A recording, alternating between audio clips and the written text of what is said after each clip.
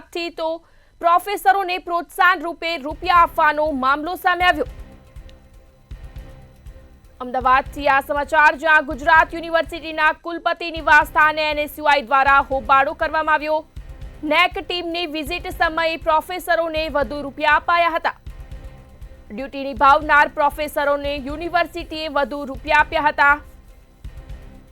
Professor અને કર્મીઓને પગાર સિવાયના વધુ રૂપિયા આપવામાં આવ્યા હતા।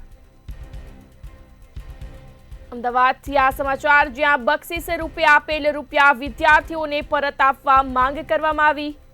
ગુજરાત યુનિવર્સિટીના કુલપતિ નિવાસસ્થાને એનએસયુઆઈ દ્વારા હોબાળો કરવામાં આવ્યો।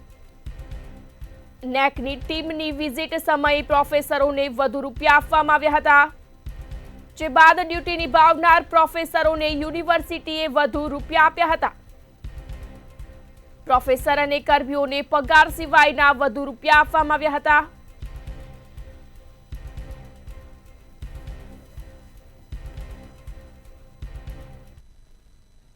જ્યારે નેકની ટીમ આવી ત્યારે દરેક અધિકારીઓના ખાતામાં 50 લાખ રૂપિયા આપવામાં આવ્યા તેવા આક્ષેપની સાથે અત્યારે હાલ એનએસયુઆઈ દ્વારા વિરોધ પ્રદર્શન કરવામાં આવી રહ્યું છે।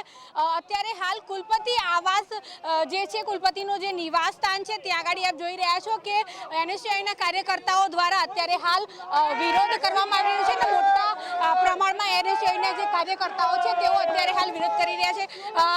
વિક્રમભાઈ આપણી જોડે, હર્ષભાઈ આપણી જોડે છે। હર્ષભાઈ, શું કહેશો, કેટલા રૂપિયા અધિકારીઓના ખાતામાં નાખવામાં આવે છે? 50 લાખ રૂપિયા મેડમના જે મનગમતા અધિકારીઓ હોય એમના ખાતામાં નાખી દેવામાં આવ્યા છે।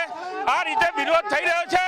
વિદ્યાર્થીઓના પૈસા વેડફવાનું કામ એ ગુજરાત યુનિવર્સિટીની કુલપતિ કરી રહી છે અને આના વિરોધમાં ગુજરાત યુનિવર્સિટીના કુલપતિના વિરોધમાં આજે અમે છીએ। વિદ્યાર્થીઓના પૈસા પાછા નહીં આપે તો મેડમ સામે ઉગ્ર આવનારા દિવસોમાં આંદોલન કરવામાં આવશે। અત્યારે ક્યાંક સવાલ સારું બનીને સારું ફંડ લઈને પૈસા વિદ્યાર્થીઓના વેડફવાનું કામ આ મેડમે કર્યું છે। આવનારા દિવસોમાં નેકને પણ રજૂઆત કરવામાં આવશે।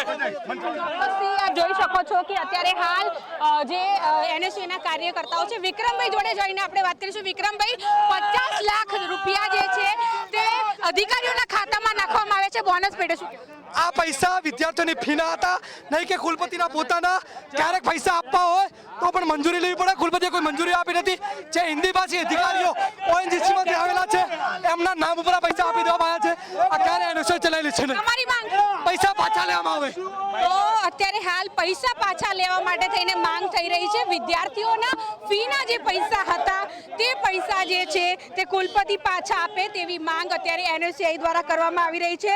જે કુલપતિઓએ પોતાના માનીતા અધિકારીઓને જલસા કરાવવા માટે થઈને 50 લાખ રૂપિયા જે છે તે લોકોના ખાતામાં નાખ્યા તેવા આક્ષેપો સાથે અત્યારે એનએસયુઆઈ દ્વારા ભારે હોબાળો મચાવવામાં આવ્યો છે।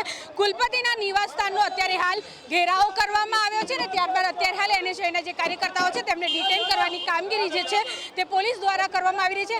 માત્ર ને માત્ર એક જ માંગ છે કે આજે 50 લાખ રૂપિયા જે છે તે કુલપતિ પાછા આપે તેવી માંગ સાથે અત્યારે એનએસયુઆઈના કાર્યકર્તાઓ જે છે તે દેખાવ કરી રહ્યા છે।